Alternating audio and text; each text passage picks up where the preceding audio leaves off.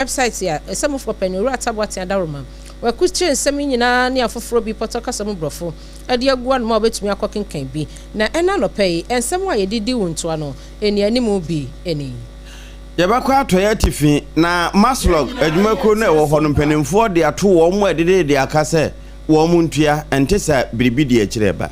dom kuma wadom ewo mrahye bedwafie nso wo mo nam omopanini ba akoso ekasase ensem a waswani a wono ohwe foreign affairs ministry no so no onenya fo Samuel Okujeto abrakwa edibetu dwa efa binyiri adehye ho no enye no kwen sada na donkuma akure ya wo makoko d'Ivoire na wo mo nantese enesen ye de brew ma mezanato Ajeman Rollins wono ne mrahye bedwani wo kulole wakasa akire mu se eniema bi a esi yanam so ma adehye bi a wonom ewo eye adwakese mu eno no ewasi yam bi ho no wamu ye kire no wosere yokose wonhwehwe mu afi yebekwa amano ne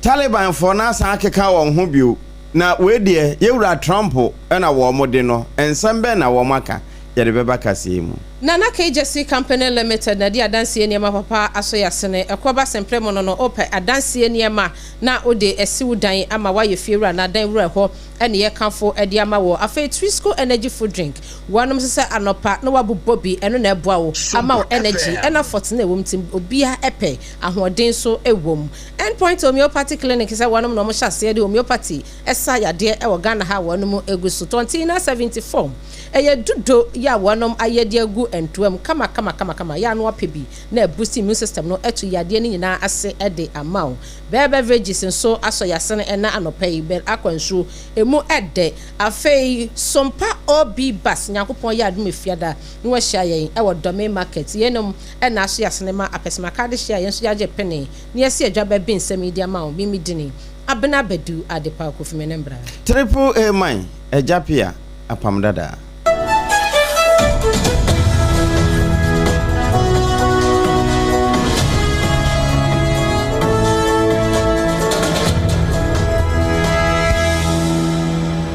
ye kase no kabemka bi eno nti wadwenkyere obetimo de aba Facebook no so Sompa 106.5 FM Accra sana YouTube ya Sompa FM live honso de ba Augustine adamenti no yebenya na yakenkan de amaw me ko hyase de free atoya tifi na eho na maslog adwumako na keka no ho se ebinum wo ho a wo mo ayekadebo ewo wo mo ensem esanse besia maslog ne ma wo no mo a ebra so se wo mutua no bre no so ye wo mo ntua besi sabre na wo mo bo saafo no kokko se ni monimu ya no ya ma wo mo de akwakosi boso me ne de toso de duasa obi bia ka wo de maslog no wo ntua se de be na afoforo nso wo mo benya bi na wo benya ne ntem so e de wo mo dwuma na yewura Isaiah kwaten wono na ekasa de ma adwuma kui ewo atoye tifi afam yentie ne nsema wode to so bi free say e ba ya bomoden abbo amanfo kokko na kwakwe say e bom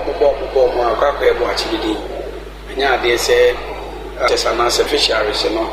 ayo madwen say omobetua until last week na head office at the bar say ye mobia up to 30 this month obia ni din we crack e say wabeje bosia wabeje car wabeje abuboya wabeje hair dryer na machine ya de pamadi bia no o up to ye 30 so obetua na say when tua ye do be fa emra kwan so na aban agiska no ye nyina ye nyintum say ye loan no say maslok no a microfinance and small loan center alone until the TBA no aban I was aban inside the eka the 30th September ya set as deadline no say drew on away to the TBA no e be bombo den na ye do afamra kwanso enti bosume de toso de duasa ene da wo mamasie na chese wo frifia da ebe ya ye kodome market no a wo kan enefu amakon na ye ka ho na sabre no asi yewura Isaiah kwaten san kire mu kire se saafo na wo mo ajeje besia hodo na ehyehyɛ wo moto na wo mo enye ntuae no ama wo mo adwuma ne sesei abo ape na se etoatoa so saa wo mo ne bibia ye sense saafo na japade a wo mo wo ene agi na ombegya bone donkumi e de atua wo moka wombeyo tisa no ka say cars wo abobo ya so na sika fam so ewu after 30 no de be ya na so ya mo cars na nema move up so mo na de be impando sa nema no impando a na chese balance bia na be evaluate sa nema no na ya ton dia the free ekano to balance be kano na chese nipa na bomoden ayi den atwia ntanya de so bia be fa no adi se nyame adom na eduro no atwa wie de dunia se awon twa wie de ade tipia no ye be impando se ka ye be je fu simple ye scrap kra na ye be je na evaluate na de akabia na yasa do gina enra no na wabomode atwia ele zama aban atoya tifin maslog empenifo no mu baako yewura Isaiah kwaten ewie no wose efiri ne de krokra no wunim wo mo adwuma no mu nsem a obetumi aba wo mo atena ye bia na wabe yehwe mu hu sede wo mo adwuma te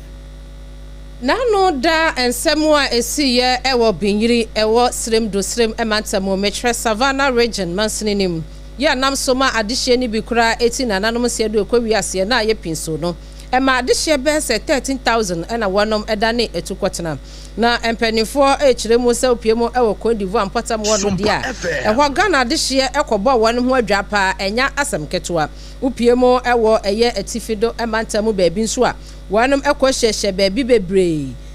na san krata bi na emontene ya wonom echiremu se oswani a wono na ohwe amanone ho nsem so metre foreign ministry no onanyafo Samuel Okujeto Abrakwa wakasa chirim se die empanifo de niam agugu akwamo ewo binyire empotam ho baabi ti se sola tuna kaba ama eja sesei no kamia yese asomduen kakra etimi ebem na adehye bia wamo ya Ghana adehye wamo free binyire mpotam wonom ekobo wamo ho adwa no adehye be se 8000 na wamo asanso aba wanum nchi a sesei wanum hwese bibia betumi akoyie ede ama Ghana adehye na enra ana edom kuma wanum so ewo mrahye bedwafie krata free wanum akacheba ya na opani a wono nsa hyase eye deputy ranking member eye onanyamfo deputy ranking member ewo foreign ministry no eso no ewo mrahye bedwafie onanyamfo Nana Kwame Asafo AGYA wono anana nensa ehye krata ase a wo kire mu se edom kuma no etu no ese onkopiemo ewo eye Cote d'Ivoire bia ya wonom ekire mu se Ghana adehye bia wonom koye etukotena efri binyiri ne mpotamo ekohye ho no wonkonkosra wonom na ebra onwanyamfo Nana Kwame Asafo AGYA se wokoye no one adehye ni bi etwetwe nkommo mpanimfo a wokoto wonom edidi nkommo no ema ne hu se sebio foreign ministry no asamo a womudi kan de betu dwase adehye be se 8000 ena sese wonom asan wom nchi aba binyiri ne mpotamo a wanu behwe se ombenya baabi ede wonti ato no na wahu se enokra bi anim ni nkomodidie mu no wokire mu se emprempren ya adehye be se 5309 ana wamu daso a wanum ewo Cote d'Ivoire emprempren ya wanum kura wamu hu bia ya wanum eda ene ade wamu hu boto ano kura no wamu de kura ahyemu entini na kire se wamu a wanum di kan de ba montene foreign ministry no ebe kire nsem no na se ensem no akobo bra kakra na ora Nana Kwame ekire nsem no ene wo se wokoye ekuokuo bebre ena wokoto wonom ewe hoofo WHP4 afi IOM4 ene ekuokuo bi a wonom eka ho ena womo enso akoye hwehwemu a womo hu se sebio adehye ne kura akire mu se bra wonom kwahye mpotam wokobo womo adwa no se aman bia no upiemu a womo ewo eye ebia se asemasi anase obenten efri Ghana na wakopiemu wo Cote d'Ivoire na so ya na ambassador na oho na ohwa adehye a womo ya Ghana fo so no wom kopie ho no kura womo hu no senka bia wanya atese bia news kura no sompa yaka ne bebre se Ghana adehye abepiemu ewo Cote d'Ivoire na ambassador oho akwakwahwe wanchira kwan no o kire mu se wo mo ko ye nyina no wo mo hu no na mom asa ban mu mpanimfo na wo mo aya no ma besra wonom ekakra na edom kuma no tu a wo mo tu eye Nana Kwame Asafo AGYA woto so miensa a wonom eko ye nyina anu omu ehu ye no mo se dabi eni kwan se wokọ ensapan enti wo mo de buo mo ade kakra ado somano 2 million ese onfa nkonko hye adehye ensam said ye beya wo so ebetumi ede atwatwa wo ho kakra na mom kira wonum kire mu nyina ne se foreign ministry e kame se wo figures na wonum nyaaye no senya no mo anya ne yiw se obi ene tena tetefon so efre wonum ede figures ne ma wo mo dia wo mo sanso nya wo mo hwehwe mu bio esase mpempre ya ekuro ba ko eno no ewo Cote d'Ivoire empotam wonum a ye frɛ no vonkuro no adehye be 5000 wanum ya Ghana adehye na wom ho sesei enti wom dom kuma ne de figures ya every foreign ministry no eba ye no wanum somu a enyi ene sansre ya na nasafo AGYA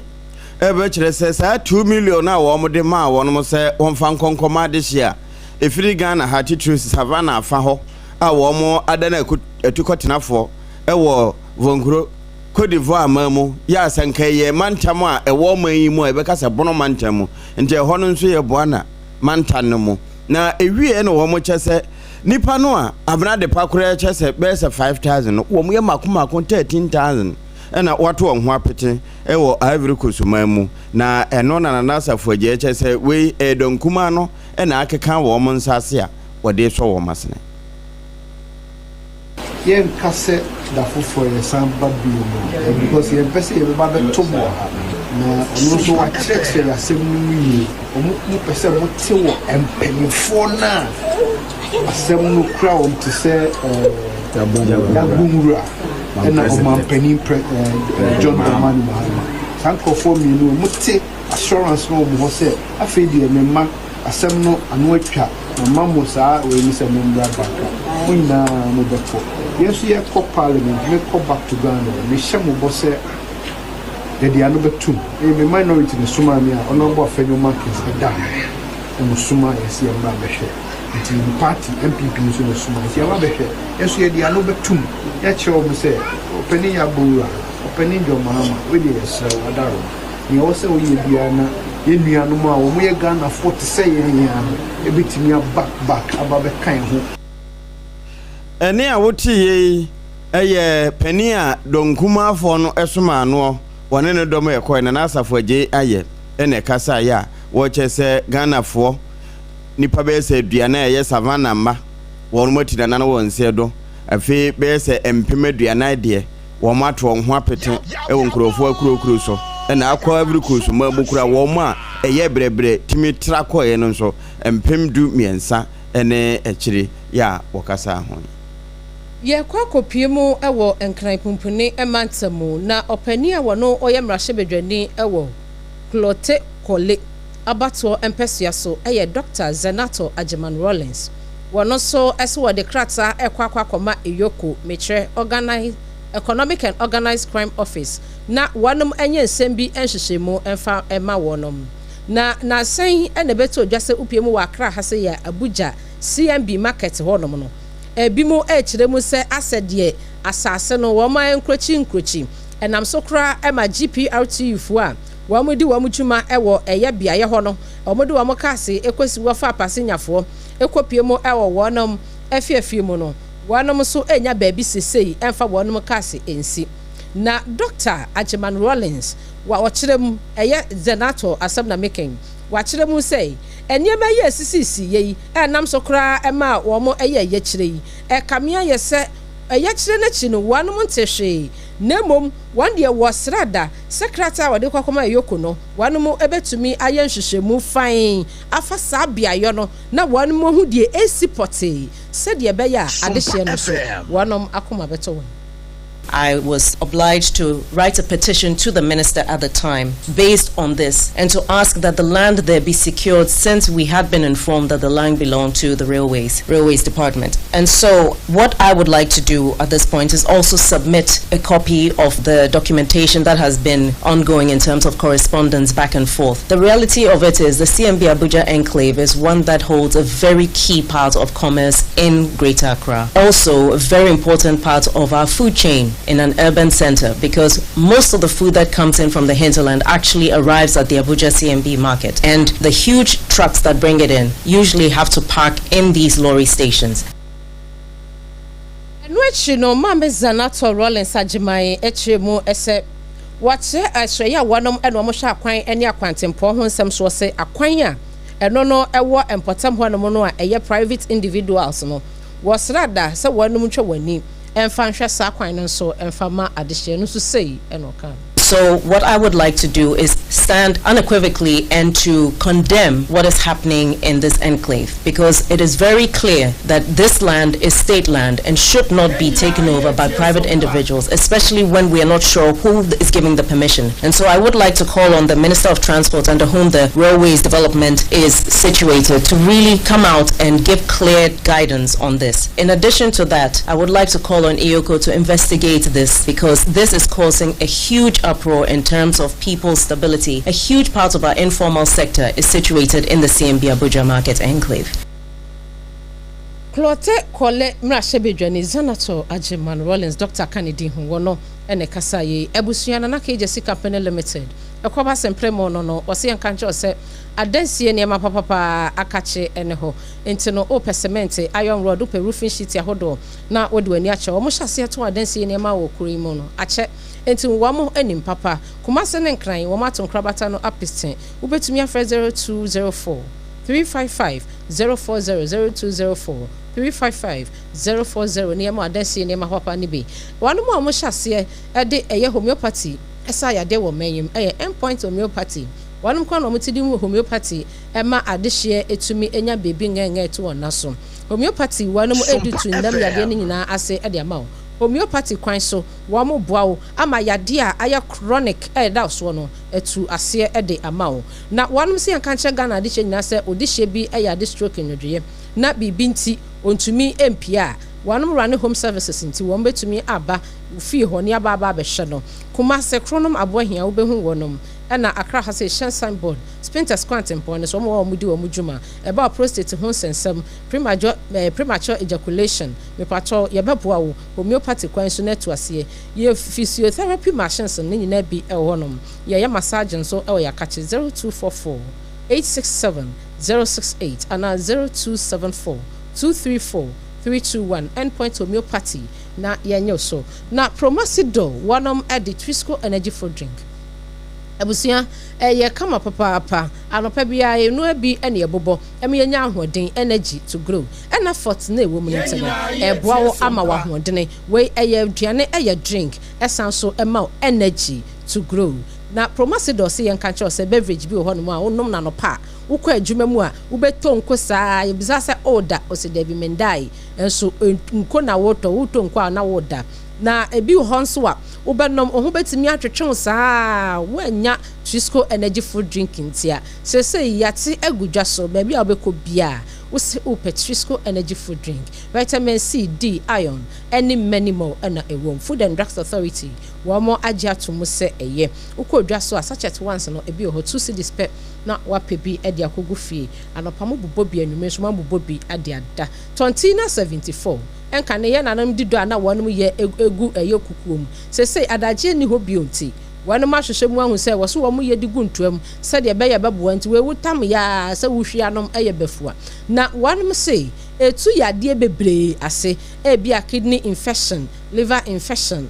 prostate enlargement afei wo ho no mu a aya ohun se wa home no se bi aya na nka edi akire wo kasa gu nipa so a ye pe ba bi de eti akwa akwahye wa bi wo ho no mu so a atena wo so che chronic cough ebetu ase eye 2074 and 74 asam na meken yade pi na etu ase de hia ne se obenya bi ato na a boosting immune system no na ne yade adiesie e woni paduanem edrei akwada wonya mfinhia edumienu enum bi wo ye oba o makwada no fo a wonka ho oba pemfo so onka ho Food and Drugs Authority wono majedo yatum se eye ni do so mu pa no okashi drug lane obenya bi el hokumase Ashtown Kolenak Heba na obenya bi enchechemu bi ache midi 0246 073 498 and 0501 628 931 na wasaving is tontina 74 na emwa kama na Bell Beverages wanam si yankan to say na sen enya sam ketua wo mu si no mo apete wanu si no mo apete wo mu no mo de bela kwa ede ebaye na se de bela kwa eboa adehye ene Belcola 7 Star Malt ene de keka ho wonom enema no doso uko dwa so ana wonso wapebi na aboawo na Belcola fo se wonom ba ya wamudi kan edi Belcola ba ya ansakura kire ene 7 Star ene de keka ho a wamde bela kwa ba ye beverages se wonom ka che Ghana de se mumu yeda mo ase na mu gusua moto yi wonom so tire wonom kwa be mo enti Facebook Instagram TikTok ne so ba bia o hwehwe wonom a obehu womo na one wonom adidwa ensuo no ensuo a wonom ato womo bo APPAIAH boom ekọ asase na ni ase kwatwi mu ewie ye edi emfidie treat nsuo no nsuo no aye kama enti ukodwa so a no apɛ bela kwane bi na wonso wabobo ene wo mo drinks aka ne nyina no na aboawo na wonom so etumi aboa wo sayo ho na multi quest fo so ese yen kan kyerɛ sɛ wo mo na abayi o enti no ade bia efa no metal ene glass ho me pacho fabrication asem na make into metal and glass fabrication and installation wonom be ye ni nyina ede amaw eba no window installation and repair eda wonom abem door installation and also eda wonom abem yen gresi say ye ka si ye gresi bibia ade bi wo hɔ no mu asabi odi aye no hu nsa asai enso no multi quest be ka cho say ye betimi gresi ni kama na asanso ese ni dadam ni nyina no ede abem ade bi e fa na de ene aluminium ho ni nyina no wonom be ye ni nyina kama ede amaw na ebusua yi se enchechemu bia na chen mi de wo betumi ni mpanimfo a wonom da multi quest ano akasa wo 0243 178 910 0243 178 910 and 0544 066 666 6 nature to no ayemiensa na mone wonom edi enkomo na yanka nche osa sompa abusuya sompa obi bas no nyankopon ya adum efiade edi animu ya de hihye so enti yebo yeba eye domi market eho ene yeba na bia ye pote ewo eye God First cold store no anim ho no mo a wo mo ne adehyeman ena edi enhwani mu domi market kwantempon ya so yesesa yenkuku ne yenkaka nyina aba God First cold store na no ewo domi kwan ho no market no kwan ho no eho ena anopa no num ne adwumadie ne nyina ahyase ye be fa news ni programs ne nyina eho kopem se no so ebebo a ye betutu yenkuku ene yenkaka ade afri ho no enti no yesrew aya na wo hia ye ho ensemisa pi ye be mo akwanya no abisa akyede pi so ena ebekoso ne ye yes toothpaste ene yes toothbrush ena aka ye tamasi ani se twe enya wonom enko a upiemo ewo time herbal wonom so aso yasene beverages enso aso yasene na sada no 21st clinic wonom se yankancho so be free screening ede ama adehia wo ba be piemo ewo yedwumadie no ase ewo domain market ye God First coastal nanim ho no enti no yade bia wo ba 21st clinic the sciatica expert wo ba kire se enye sciatica nko ena wonom ye ho expert nti aya no wo do ani ahyem ho na yenso ye ne wudi nkomo a ye kye wade ni nyina no na 21st clinic so take care ewo wapomuden emo na multiple questions so eka ho ebia wonom aso yasene no num na dwumade ni nyina ahyase na no so anadwo no ye wie ye news no na bibia enso akoye ede amaw se de edi kan ye nyina ye hia ho no mpanimfo bebre na wo mo ye adwuma ofiduama no ubehu obia se de obia etie enwume kwa daroma ene ye bi nsemi ede amaw yesere otwen yen ye basima na ensam no de wo akire no edoso pa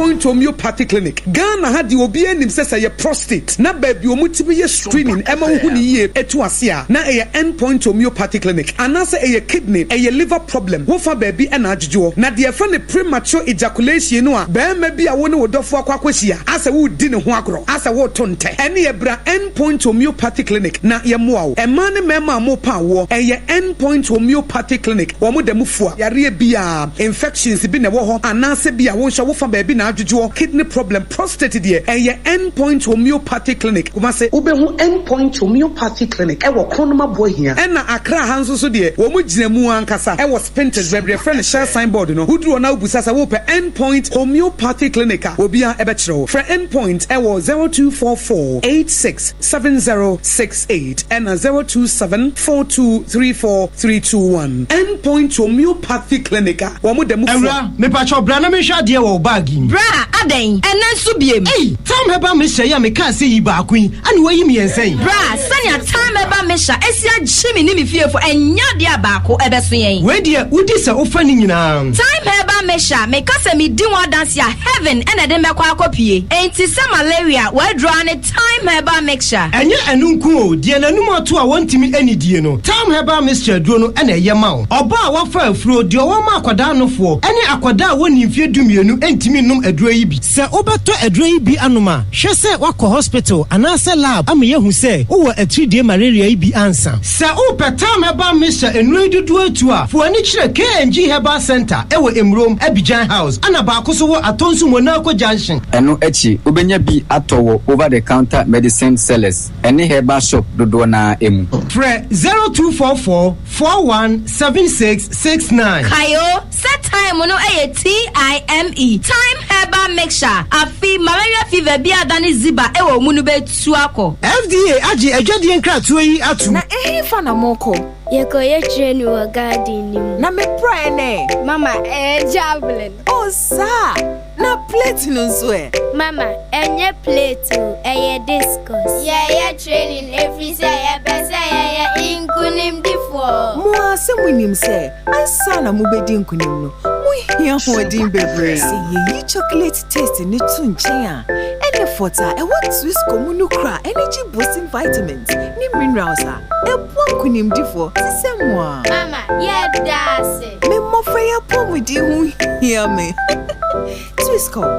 power your dreams. FDA AGYA in Kratso ya. Tontonte. Yanum sani e fadwen. Ne fadwen mpa. Say na nanum se brebi beba. Ama tonti na 74. APPAIAH ne simple. T74 abeye dru. Tonti na 74 ana T74 asa twe yadwene esi na nanum dodo so. Se de na dodo bua ma na nanum enyare basabasa no saa na tonti na 74 ana T74 ebu anipadua no. Emo immune support enti obi onum bie no. Abrebia ne ho den. Tonti na 74 yin so yaye no se nsuo krokro wa kama enti ba bia wonam bia obetimi de wade akọ. Samene wa anka free na kroi eda no nko na wie ye wa bra mennom T74. Se mennom tonti na 74 menya hodin mennom ne da bia. T74 yi eye hahama ene ye de aye na DHC ena aframa na ye kama saa no. T74 ahoden ni apomuden ko a. Wokọ pharmacy ana ba bia to nro bia ubenya tonti na 74 yi bia to. T74 yi enye ma oba wa fa afuro ana obi a oma nufo ana se obi a onya mfie dumienu. Eto phone 05016289931 and 024607349 FDA AGYA adwadi nkratoa yi atum.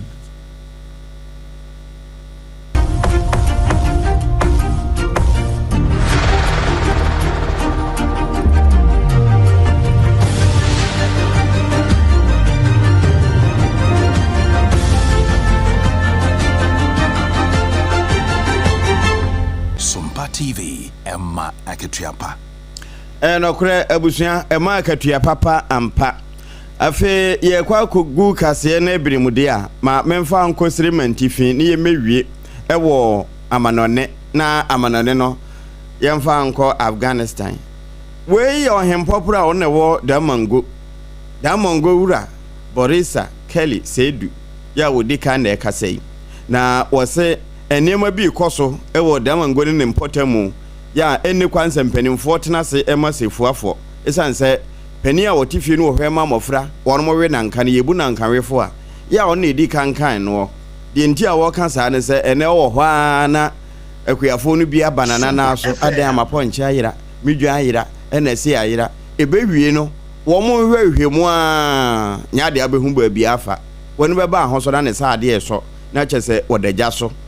enti wo mo hunu se emamu anofa kese na afa sa nyansa kwan na ebewie no wototo ke babo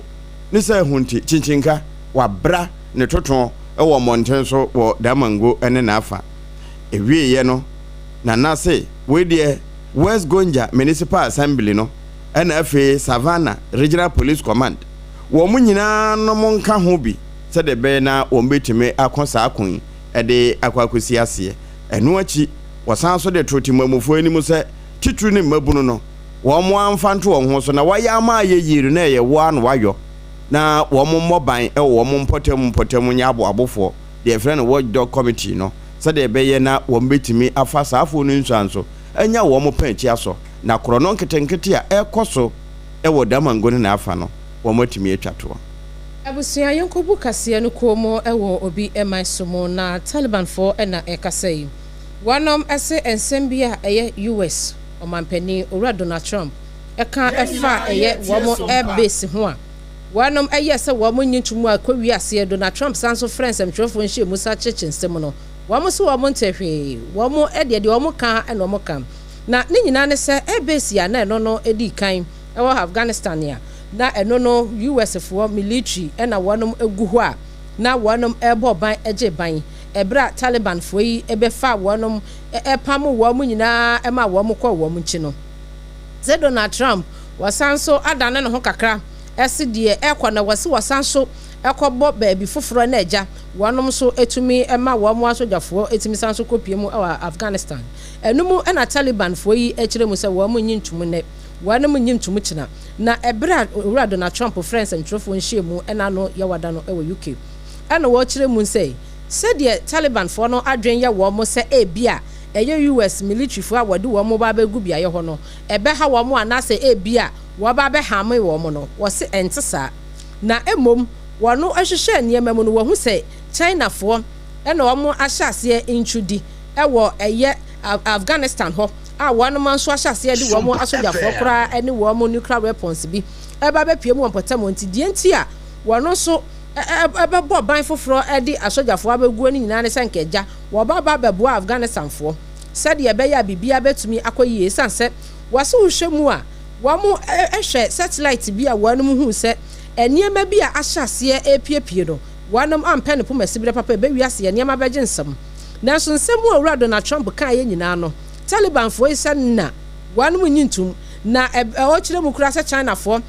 nuclear weapons bi a wɔn mo yɛyɛ ɛne ade no wɔn mo nso kyerɛ mu sɛ Taliban foɔ no nso kyerɛ mu sɛ wɔn mo hu bibi asa na dohafoɔ na baayɛ ɛne wɔn mo bɛdi nkɔmɔ sɛ nkɔmɔ pɛ sɛ wɔn mo di wɔn mo military presence ɛbɛpie mu ɛwɔ wɔn mo mpatam nso wɔn mo de wɔn so wɔn anya ntum ɛbɛsi na wɔn mo mie wɔn apono mu ɛnto hɔ ɛnfa mu a ɛyɛ dohafoɔ no koraa na ntene die Donald Trump ɛka wɔkyerɛ mu sɛ wɔn mo ban a wɔn mo ɛba bɛbɔ anasɛ kipu ɔpɛ sɛ okipu ɛyɛ bagram ɛbas no wɔnom ɛnyi ntum no ɛno nso gyina so enti wɔn gyina ne naso wɔn nso gyina ne naso na asɛm wɔ firi ɛyɛ Taliban a wɔnom ɛwɔ Afghanistan wɔnom akakye ba yɛn nyina yeso na nosia brɛ mu kase a yɛde so mo ɛna anɔpɛ no yɛn fɛnsi sa afei ɛna waso afidi a nsɛm a yɛdedi wɔn tura no ebi no yɛkɔ atɔyɛ tifi maslog mpanimfoɔ se wuni a wode maslog ka sɛ wode atɔ biribi na wuntuaeɛ no wɔn mo bɛtɔn wɔ japadeɛ na wɔn mo de ate wɔn ka Edom kuma wɔnom so wɔ mmarahyɛ badwafie deputy ranking member ɛwɔ committee ɛno no ɛyɛ foreign affairs ministry no ɛso Nana Kwame Asafoagye ayɛ wɔse foreign ministry no figures ya mo de bɛto montene ɛfa binyiri adehye a wɔn yɛ atu kɔtena ɛwɔ Cote d'Ivoire ho no wɔn so kɔyɛ wɔn hwehwɛ mu no ɛno kro bia nimsa dama ngowura bosa Kelly Sedu ya wodi kan se krono nketenkete bi kɔso ɛwɔ dama ngo titru enkura police patrol nuru hɔ na wɔn mu yɛ akuafo ɛnantwie enwan pɔnkye ewia ne yɛ de atoto kebabo ndi sɛ ɛbɛyɛ na obetumi aso ano no wa bra kebabo toton ɛwɔ dama ngo mountain so Mami Dr. Zenato Ajiman Rollins ɛyɛ mmarahyɛ badwani Krote Kole mmarahyɛ badwani no wasi wɔde petition akɔma Iyoko ɛsi wɔn mɛhwehwɛ mu Abuja CMB market no wɔ Accra ha wɔn nsase esi a GPRTU fo kora nya baabi nya adwuma no wɔn mɛhwehwɛ mu na wɔn ho ne pomese bre papa ɛne afoforo ɛna yɛde free Sompa 106.5 FM Accra na ɛfa headquarters baabi Sompa TV wɔ no baabi 21st clinic tua ɛwɔ Asantema mu 93.1 ɛyiko 100.9 so ɛfa bu Asantema mu hɔ a ɛna atoyɛfoɔ gye wɔ Takwa 101.1 FM Sompa 103.3 Takorade Sompa ɛna 101.3 dɔma Sompa wɔn mo gye 98.9 Sompa sunwane ɛgye to peten bono ɛma hafofoɔ ɛfa bi ɛna 90.7 nkransa nso wɔde ma abono eastfoɔ na mu ma henkro tachiman 106.1 FM sabre krona na Kingdom 106.1 mankasi mu nso wɔto apete ama ahemfo no emu timamufoɔ wɔn mu etwa mu nyinaa so ɛnyɛ somfa so www.sompaonline.com ensemi nyinaa yabɔ no bɛdɛ yɛra Prince Ataboaten Adama na Augustine so wapagade akwakoto ho wobetumi akɔhwɛ akenkan bi Facebook Sompa 106.5 FM Accra ɛna YouTube no Sompa FM Live Adamfo pa radio France Abrichimamu wo mo fa bi sɛ ene memene samdi so a nche sɛ ɛyɛ papa sɛ bon wo mo na kan yɛn ho ɛna aboafo yi ekuta mu a yɛde brɛw Endpoint homeopathy clinic is a woman or edi homeopathy sayadi and an AGYA company limited or so yasene. A fair promosidor one with the Trisco energy food drink and so as so yasene and anopay. Na said ye na ye nim set Nyankopon ya dom ema eye na nanoma dudu a no mo ehema ye na busu immune system no. E say ni ho bi 2020 na 74 na be replace. Aya no apebi bi mu friend T74. Multiple quest and so ese yen kancho se bibia efa ona de e no metal works ho no. Na wo de asom wonom Bell beverages and so e de Bella Kwansuo afi Bell Cola 7-star ne Belmont eso yasene. Yebo yeba eye Sompa obi pass. Ye ne yas toothpaste ene ne brush ena eka abomo Nyankopon ya 26 September esi efia identify de di enemy ya dome market coastal no ede God Fest coastal nanim hono am na ye sese ekuku ne nkaka nyina abeguo ahomachi no nom na yedwumadi ni nyina hyase dwumadi a wotie wo Sompa 106.5 FM so de bia no safia da no yɛde ne nyinaa ɛba montene hyia yɛn akyɛdeɛ pii ɛwom empanifo pii so ɛna asakwanya no ɛbɛma amwo hu wɔ mo na wo so wabisa wonsam onyimakua dawroma ɛna yɛbɛbe nsɛm ma Facebook fo nyinaa yɛhyɛ mo yɛda mo ase Nyankopɔn yɛ adom awigina yɛba ne yɛtena se a yɛbɛto yɛbo akenkan mo messages ne nyinaa ɛde asom mo yɛnase Augustine yɛdase apɛsma card hyia yɛnso yɛgye pene ne yɛsi adwabe nsɛm yi ɛde ma mo mimidini Abena BADU Adepa Kwofie number. Triple A mine. AGYA Apam Dadaa. Eleja Abubare.